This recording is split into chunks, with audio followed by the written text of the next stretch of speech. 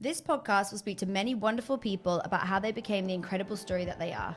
We are celebrating all levels, all industries, and all of the steps that come on the journey to get there.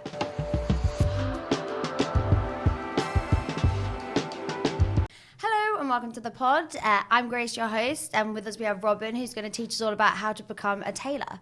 So thank you so much for coming on, and please tell us all about what it is to be a tailor. Hi Grace, thank you for having me on.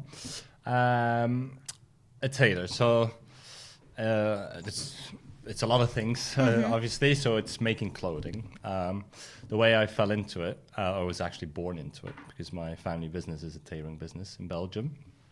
So my father is a very passionate workaholic tailor. So I was always around in the shops and everything. So I sort of learned from when I was little. And then 10 years ago, I moved to London. I started working for Gieves and Hawkes, which is on number 1 Savile Row. Savile Row is the sort of, the go-to place for tailoring in the UK, probably also regarded in the whole world. So worked there for a couple of years. And then I started working for my dad as a private tailor. So that's when I really started doing the actual tailoring part of my job. Because tailoring for me, in essence, it's a little bit of everything. It's not necessarily the technical part. It's also choosing the fabrics, designing the actual garment, and then also taking the measurements and stuff. So I did that for a couple of years, traveled the world. And then COVID happened. I then also realized that I like the tailoring part of my job, but less so the traveling and the sort of always on the road part of it. And then I eventually set up my own business called BTI, which we help people become a tailor, basically. Incredible. I love that. So with the family business, does that mean you were always going to be a tailor? Did you always know from when you were younger you were going to be? I find it interesting because yesterday you sent me some of the questions and I was thinking about it because I don't think I actually wanted to become a tailor because when I was growing up and everything, I didn't know really what I wanted to do. I was never a very good student, so I sort of went with the flow a little bit. And then eventually, I think I fell into this because I didn't really have another choice anymore because I wasn't doing quite well in my college and stuff. And the last thing I did was fashion management in France. And part of that was doing a 3-month internship wherever. And through my dad, I got an internship here in London. And I think initially I liked just being in London more than working in the industry. And then obviously the more as the years went by and the more sort of invested I went in the job, I found that I quite good at it, but also that I really enjoyed it. So strange answer maybe to your question, but yeah, I don't think I was thinking about that too much when I was growing up, and then I sort of fell into it, and now I'm very happy that I did. And I think looking back now, it's obviously that was always the path. I think, if I wasn't going to study to become, I don't know, a lawyer or whatever it is, I think going back and helping the family business was always going to be probably what I wanted to do. So yeah, pretty happy now at this stage of life. Did your dad try and push you into it, or was he very? He always said no, you don't have to, this and that. But yes, obviously, that was always his aim, I think. He was happy that you did it. Yeah, I think so, yeah. At the moment, I was talking to him today. What he does is he still does the private tailoring. He flies around the world and sees really like the 1% of the market. Wow. So he's in New York at the moment. So, I was talking to him and he was actually to the point I was making earlier that I was saying like, for me, I enjoy, doing the tailoring, but I don't like the travel part. And he's been away for like 2 to 3 weeks, and I could hear it in his voice a bit. That's maybe a little long this time around. But yeah, I think everyone just, I think he likes being able to talk with me about his job because that's what he really likes. So, and it's the same for me. And we have our different styles now. At first, I was maybe sort of copying a little bit what he did and his brand and stuff like that. But I really now found, with my own company now in the last couple of years, I really found my own sort of view on it. And that's what I'm really enjoying so far. It's nice that you have something you can share. Like, I think that's like having that in common with you, for you and your dad, was something that will help you to bring you closer, and something that he can really enjoy with you. Yep. When you say tailoring, I immediately just think of like tailoring a suit. Is that exactly what it is? So yeah, so not necessarily. So tailors, so you have alteration tailors. So that's if you say you go and buy your favorite pair of jeans, for example, but it's slightly too long. You would go to an alteration tailor and they pick it up for you, or they shorten it. So that's in essence tailoring. I'm a tailor who's like a made-to-measure tailor. So what I do is I take measurements of the client, man or woman, and then I design the suit or the garment. So I also do shirts and overcoats and everything else. But yeah, so we choose the fabric, choose the buttons and the linings and everything else. Then I take your measurements, and then my company, we actually set up an order management software platform which speaks to our factory. So then I put all that data into our platform, and with the press of a button, 3 weeks later, I get a finished garment. So I don't do any tailoring myself. I That's just what take you the used to measurements. do. You just take the measurements now. Yeah, no, so that's what I always did. Oh, okay, right, got you. But I did that for my dad under his brand. Now my company provides that service to many tailors around the world, and then I myself have my own brand on our own platform, which does exactly that. People come to me for a wedding or for business or for casual wear. I take measurements, I choose the fabrics, we put everything onto our system, and 3 weeks later we receive the end garment. And then That's so efficient. very efficient. That was the point. Yeah. If you're a tailor and a traveling tailor, you can scale your business. You can do very, very well, my dad is a very good example of that, but you need to work 24/7 a day. So what I try to do with what we are doing now with BTI is, in essence, we're working now with 85 tailors in 10 countries or brands Oh my God. that are doing all their tailoring job, but they all do it through my platform. Wow. So I can do it from, I don't know, my office, or when I was traveling last week in Dubai, for example, to see private clients, but also provide that service of a showroom to people that are on my platform. So yeah, so on my day-to-day, I'm like 50-50 on actually doing the physical, taking measurements, designing clothes, and also doing support for my business in general, basically. Is there a point you'd ever give up that tailoring side and just do all the BTA? No, because for me, that's the whole reason that I do everything. I really found now, because I'm enjoying being quite creative with it. I'm doing like my own thing. People that know me will probably see like I've really found my own style in the last, let's say, year and a half, 2 years or something. So I really want to pursue that. It's quite recent then. It's recent, yeah. So before I was always working for my family business, which is amazing clothes, what they do, but it's a bit more formal, it's a bit more for, let's say your middle age, people that like to buy into luxury garments. And I want to bring that same idea of tailoring, but I want to bring that into a more streetwear, contemporary style, a bit younger, a bit more accessible in a way, because I don't believe that tailoring does necessarily need to be like only luxury. In my opinion, everyone should wear clothes that are made for themselves. Yeah. Because you're gonna get much more use out of that garment. So to come back to the beginning of what we're saying, so an alteration tailor is that guy that would do that to like make it. So it's in essence, it's just two.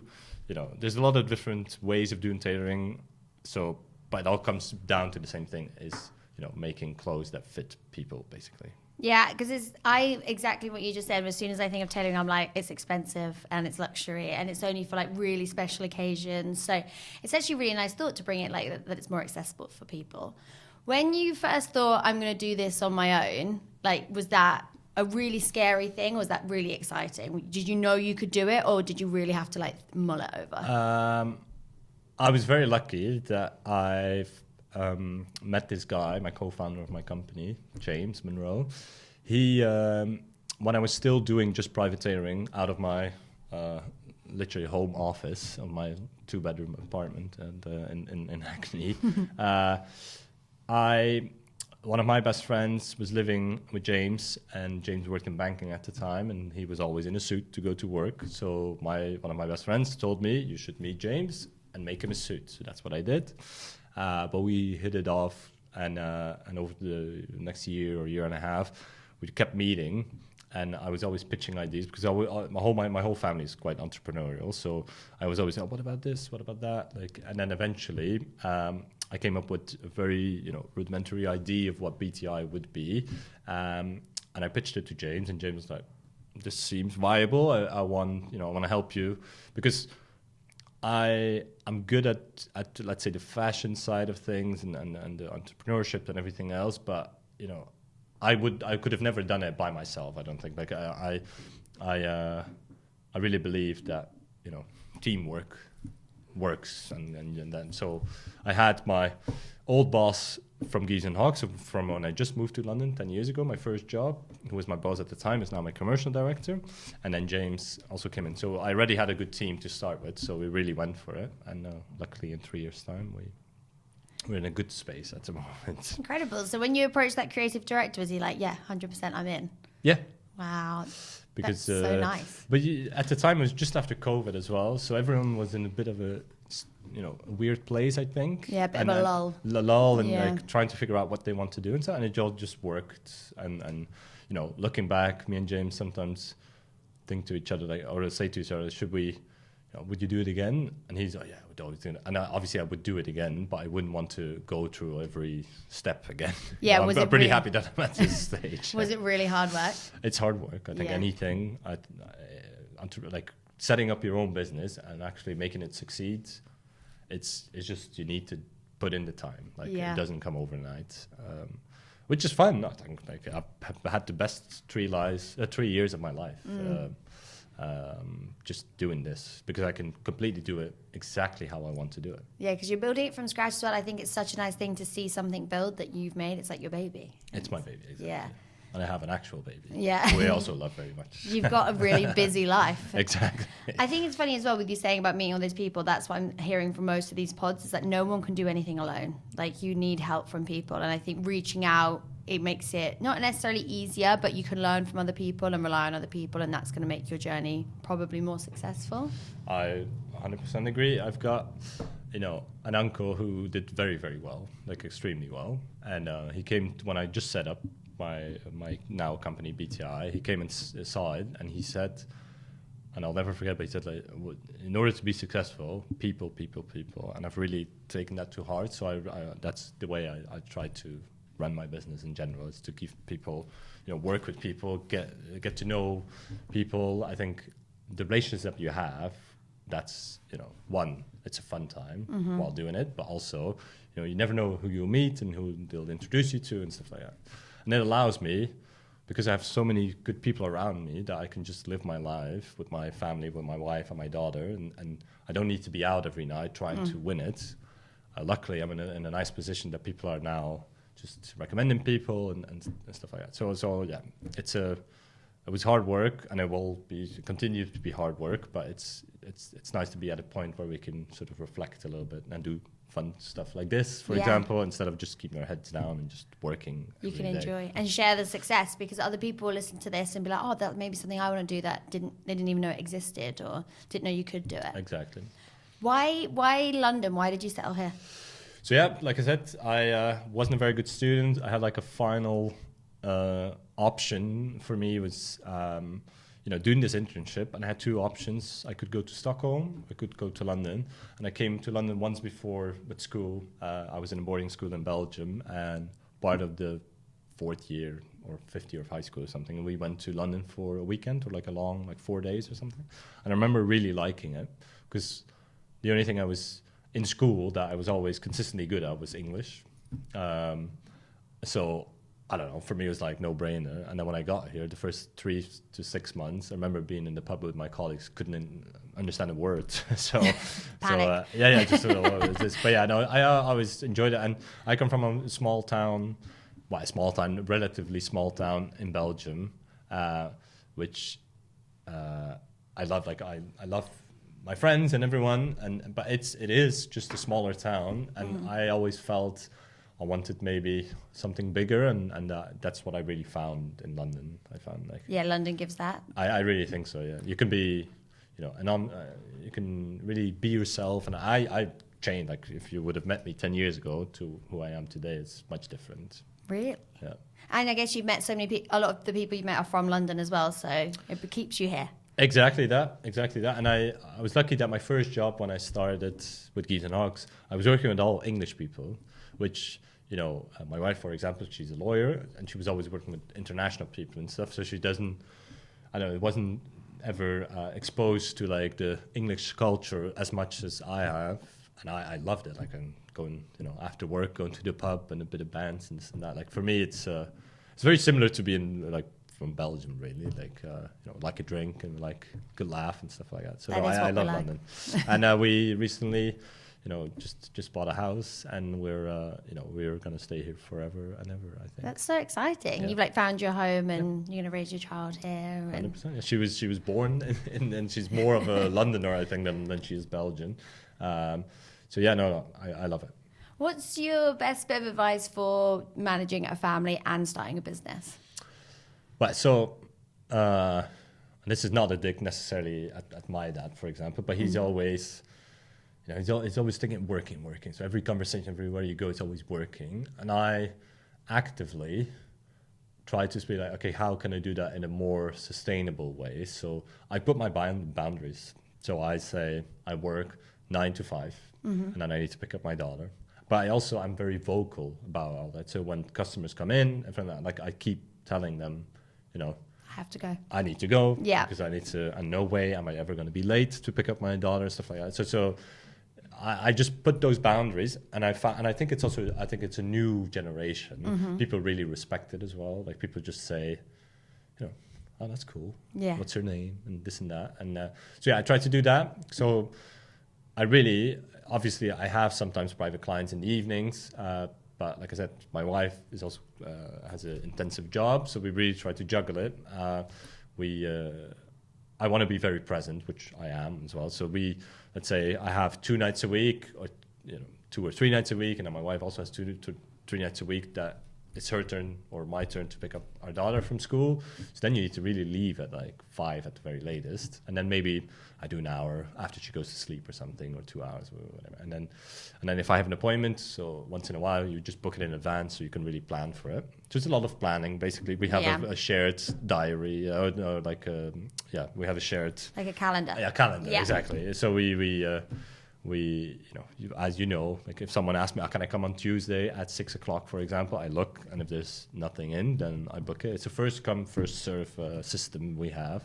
And then, we were lucky. Yeah, exactly. And then sometimes like tomorrow night, my wife has a work dinner and it's already in there. So then I pick up my daughter. And then in the weekends, I try not to work.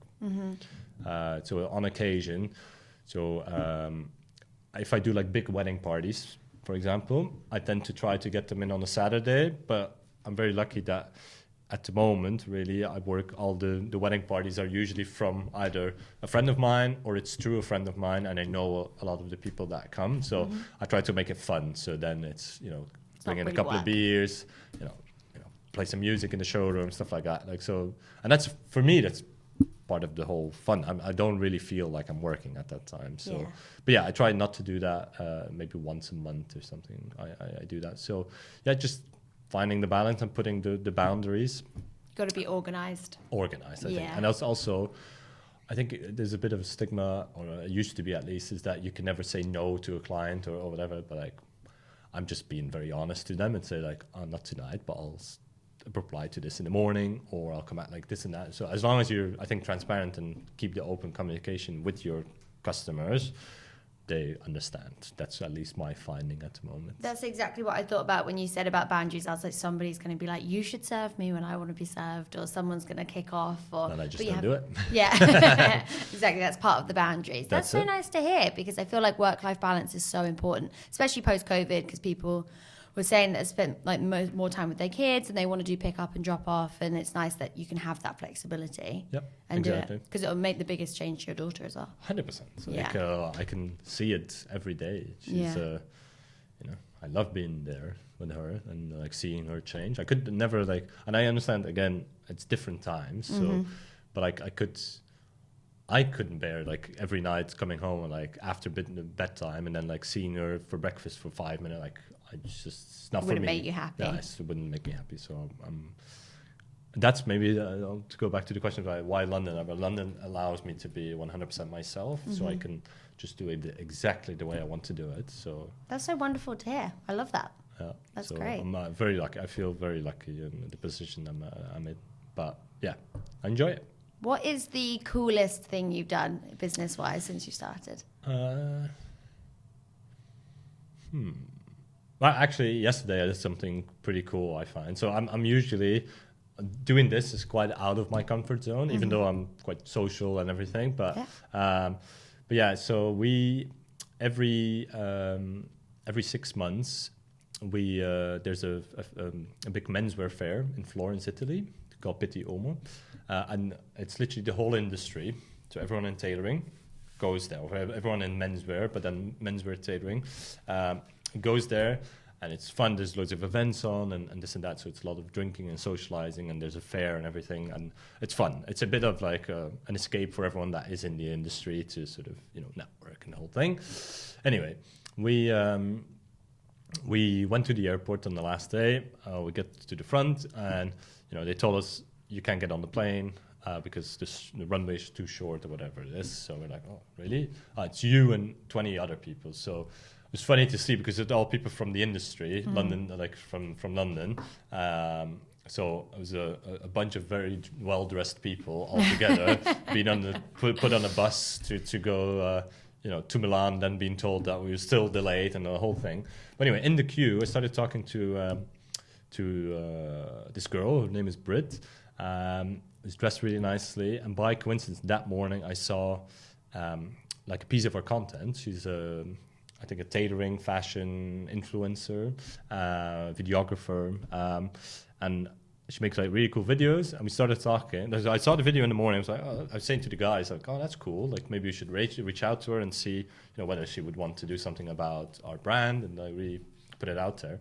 And then we see her in the queue. She's also on delayed on the plane. We started talking. She now came yesterday, and we did like a whole long form video about a project that I'm doing within my company. So I'm doing my own brand together with a couple of friends, which I'm very passionate about, and I'm very excited to, you know, buy a professional, shot it, and really talk about it and really put it out into the market. So yeah, that is something I'm quite excited about, which That's I really cool. like to do. And then, you know, I've been to many of, I've seen so many incredible houses that when I was still doing private tailoring with my dad, like the people that he deals with is really the 1% of the market. So I've been lucky enough that I've been in crazy places, which was always fun. It's not really my scene necessarily. I don't need it too much, but it's nice to see, like if you go to a house that looks like it's from James Bond or something. Yeah, that's incredible. Just incredible. But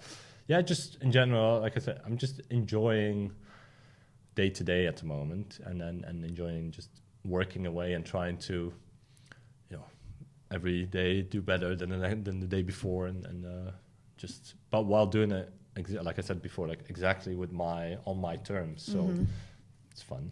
It is fun.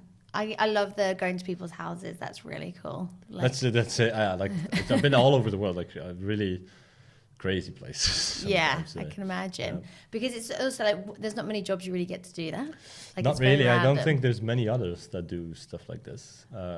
If any, like my dad always said, and that's true actually. Like a man, you know, I do for both women and men. But let's say for a man, it's very important, like having a good doctor, a good barber, and a good tailor. That's like so I feel like it's what I do for someone, what I can mean for someone in their lives is I can be there at, you know, because it's important to dress, I think, dress well for you, even if it's just for one occasion, for a wedding or whatever. Like it's nice to get the feedback from clients. Like a guy came in today, I made his wedding suit for him, and he literally burst out like laughing of joy. It's the first time because he loved it so much, and I was like, that's the best compliment you could ever give me. Like that must feel amazing. Amazing, yeah, of course. Like that's why I do it anyway, because this guy is just going to be, you know, can stand there tall, marrying the love of his life, and like it's nice to be him.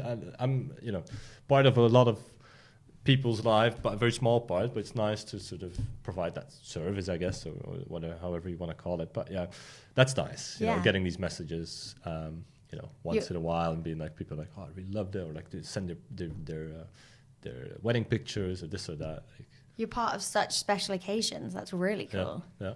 Really, really exactly. cool. So that must be an amazing feeling when you see that back. Like, I would love that.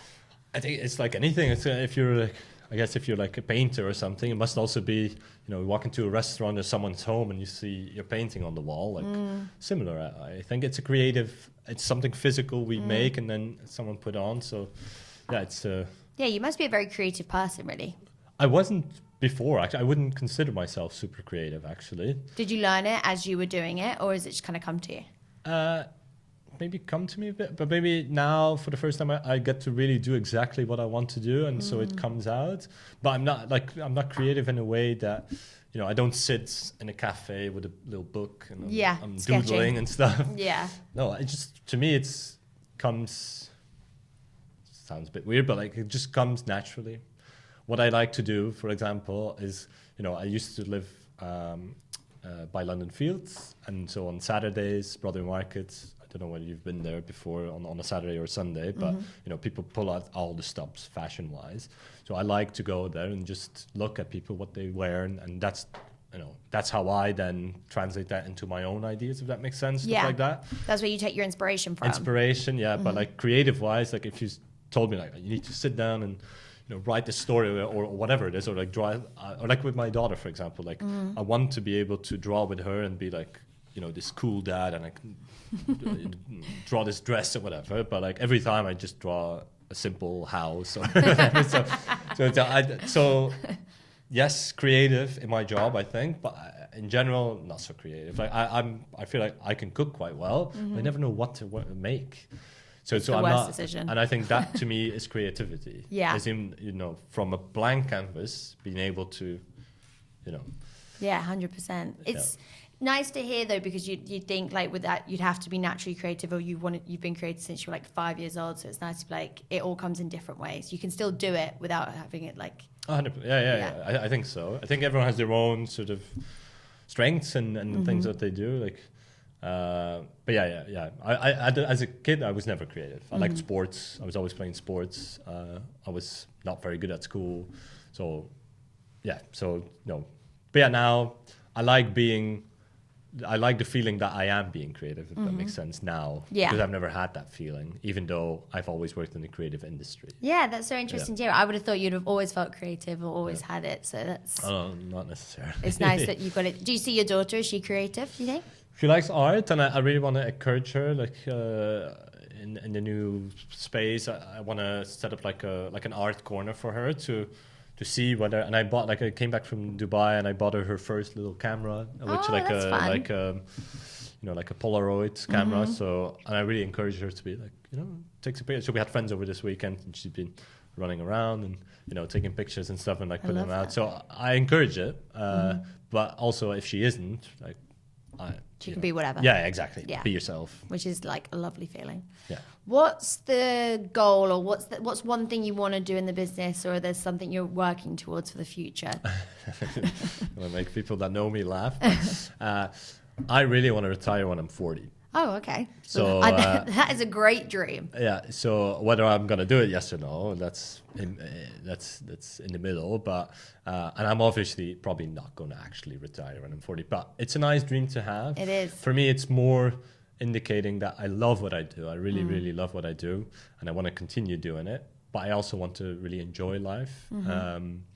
So I think like 40 or 45, whatever, is probably like a good age. And if everything goes well, whatever, like if that is something that I could do, that would be very fun. But then on the actual more serious side, like what I would want to do is just keep doing what we're doing. We're a small team. I want to maybe potentially, you know, grow the team a little bit, but our aim is really like with the team that we have our business model allows for, we can scale quite a bit more and still remain with the same people in the same space that we are and everything else. And it's quite nice, I think. Which is nice. I don't want to become the people. biggest. Not necessarily. I want to give the best service I can to people. And I think Yesterday, actually, I had a little bit of because I was traveling last week, and there's a lot going on at the moment, and don't think I've ADD, like dyslexia, but I have a little bit, like I can, my brain or my thoughts can get quite busy sometimes. And yesterday I had one of those days where I was like so much going on that I couldn't focus on anything, and that was stressing me out even more. So I made the decision yesterday. I just, instead of, you don't need to want it to do everything, like, take a step back and recalibrate, and then just do it well, because that is what I pride myself on, but also our company, is that we, our service and really attention to detail. And I want to give everyone that same respect. All my customers everyone should have my full attention, rather than, me just head in the clouds trying to figure out what I need to do next. But yeah, just every day is a bit different, really. Yeah, just keep growing. What would you have to do to retire at 40? Do you know? I've a good idea, I think. Yeah. Because I also, like retire for, I think people think you need like £1 billion or whatever. Yeah. Yes, if you want to buy supercars, but that doesn't interest me at all. Like at the moment, and this I'm being very truthful, I feel, especially now that we just bought the house with my wife, I've just been married 2 years, and my 5-year-old, and I've got my company and stuff, like I feel very content. There's not much more I want. Maybe you go on holiday and you spend a bit more, or this or that. But like, so I do think it's possible. So, and if anything, like if I can grow my business to the point that I feel like at 40 I can step out, I will always still be involved, but I'll be less involved, I guess. So then you can, just enjoy and be present, and be the same thing I've been doing.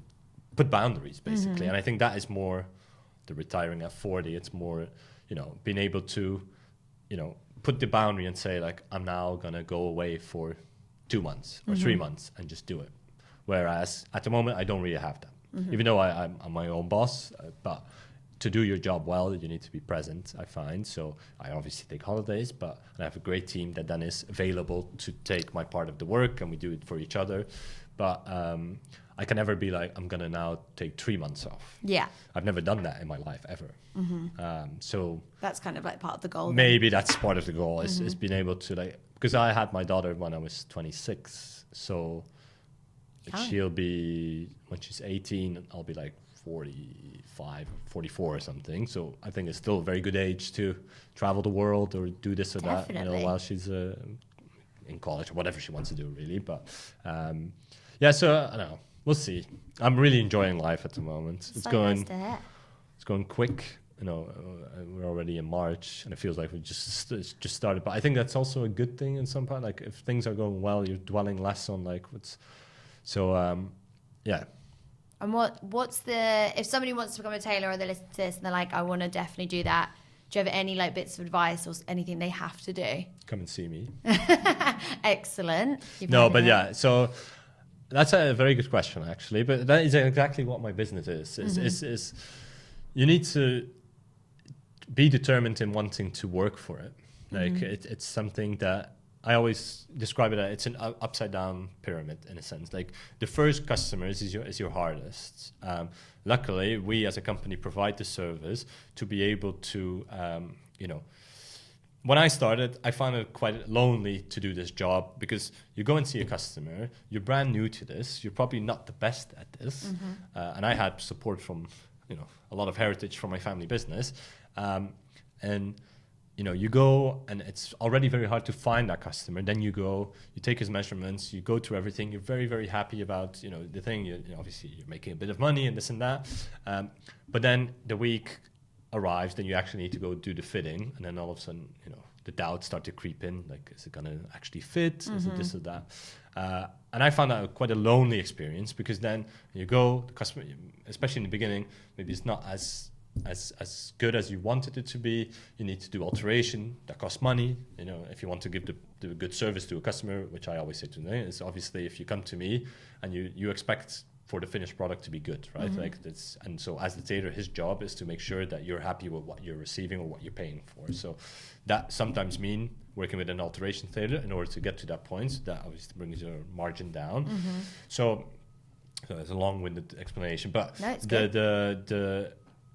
what we really provide as a service is to be part of your team as a tailor, because I found it very lonely, because you had to, like I was saying, so you go to your customer, then it's not good, you need to deal with it. Then maybe you're calling up 10 people that week and they all say, oh, not now, I don't need anything, this and that. And so, it's up and downs and up and downs. And what we want to provide as a service, we have the showroom that you can physically come to, that my team and myself are at, other tailors. We do community events and stuff to really get people in and give them the feeling that they're not doing it by themselves. And then in essence, it's just, you need to find your client, and that's the hardest part. Like, the first client is the hardest, but if you do a good job on your first customer, he'll tell his friends, and then maybe one of his friends is going to come, and that's how you grow, in my opinion. So we really, that's what I focus on a lot in my day-to-day with my clients, is training, is to try to get them to a point that they're, one, confident, but also like, do a good job, be present while you're doing it, because that's how you get it. Like, at the moment, I was lucky enough to do a friend of your boyfriend, his wedding, and I now have every single person that is getting married on that groom's party is doing their wedding with me. And everyone loves them as well. Like, everyone's Exactly obsessed that. with their suits. And Like, every time, such a nice for me, experience. it's a Saturday that I get to, have a couple of drinks and be amongst very cool people and people that I really enjoy. So, there's worse things. But I think so that would be my advice is, come and see us, really, because 100%. that's what we do. But if otherwise, I think, be passionate about it and be, meticulous, and also be, I think, honest with yourself, and don't overestimate your abilities. Like, be, if you don't know how to do it, then be upfront with the customer. Say, this might take 2 tries for me, but I'm really trying. And I think if you give that service, and if you're open and honest with the people that you are around you, they'll always appreciate that. Yeah, they'll respect hearing that. And exactly. And putting in the hard work's really going to pay off, basically. Yeah, always. But I think that's in anything in life. If you don't try, you don't know. Yeah, right? give it a go. Exactly that. Well, I was so excited to learn all of that. I feel like I've learned loads about you. Oh, I'm really impressed. Thanks for having me. So thank you so much, and I'm excited to see what's going to happen. Yeah, thank you so much. All good? That's fucking awesome. Thank you so much for watching. Please make sure that you like and subscribe so we can continue to make these and keep teaching people how to become A. Thank you.